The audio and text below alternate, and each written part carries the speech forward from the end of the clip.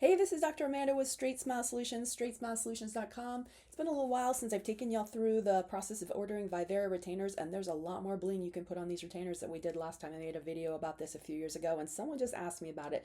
Yes, these are screenshots from Align Technologies portal. Nope, I don't own that portal. Nope, never taken a cent from them. Nope, I don't make content for them. They don't profit from my content.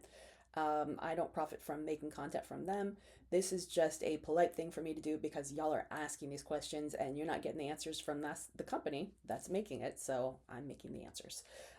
As always, anytime I make content that includes anything of property from Align Technology, they always have the right to contact me through their C-suite team. You guys know how this works. It cannot be a rep, cannot be someone that's a handler to manage me. It has to be one of your top C-suite people, and I know who they all are. Unless I get an email directly from Joe Hogan or one of the VPs, I will not be listening to it. And please do not have your attorneys reach out to me.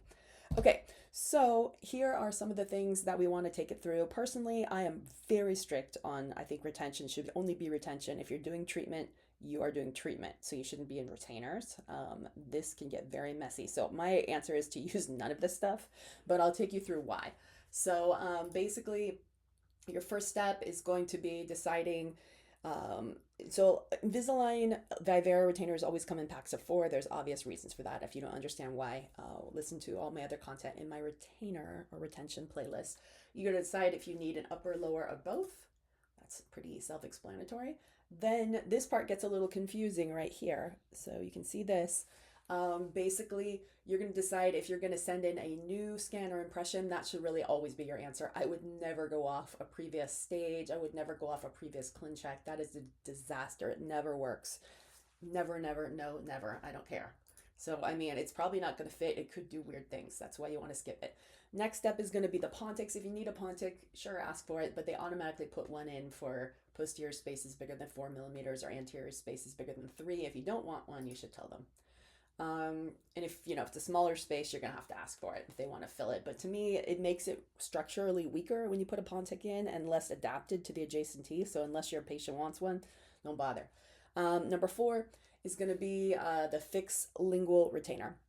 So if the patient has one, you need to let them know.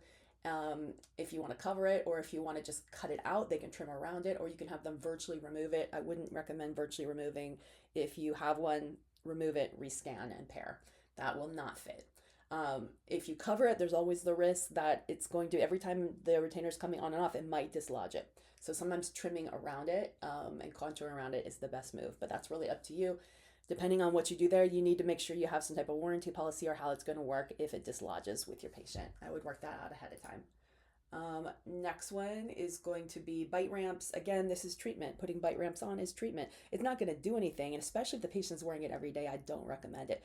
There's been a few circumstances where there's a patient who just loves their bite ramps. They always had them on their Invisalign, and they're just not happy not having it on their retainer. Maybe they just don't want to bite down. If they're a clencher, it's not a bad idea, but keep in mind they're going to be loading those teeth that have the bite ramp. So if they have short roots or tapered roots, this could cause damage over time. Again, this is picking the right, there's not just one retainer option for every patient. Everything has to be customized. You have to think about it.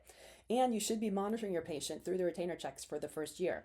1 month, 3 months, 6 months, 12 months. That is standard of care. So make sure you are monitoring this with your patient and making sure if you do bite ramps, I'd be watching it for that year for sure. And you're going to have to, if something starts happening, you're going to have to switch it out. And the question is, who's going to pay for it if something starts happening? So make sure you have that in the plans as well. The next one is the one I'm most worried about, which is the power chain or virtual power chain. That's insane. That's treatment. Why the heck would you be doing that? You have zero control. You're going to start getting strange contacts, high contacts. That is about the dumbest thing I've ever heard. I don't see any reason.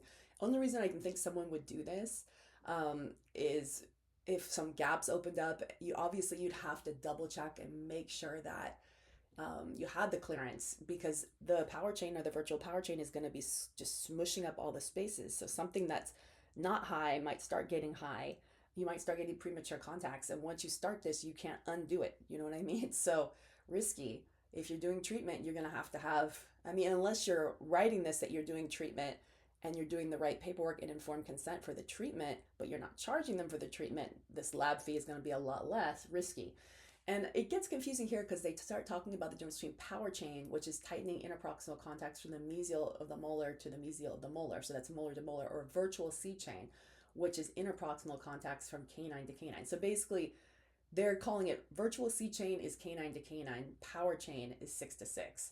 That is so confusing because it's still virtual C chain either way. They should just call it 6 to 6 virtual C chain or 3 to 3 virtual C chain, which is what they used to call it before, but they didn't call it that. So that is the confusing part. We're almost done with our options here.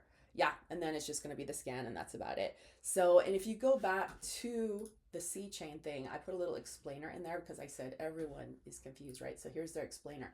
The tightening of interproximal contacts is intended to help prevent interproximal spaces from opening up by applying extra tension between certain teeth. In some cases, the software will apply a virtual C chain even if power chain was selected. If a fixed lingual bar is present, we will not do one.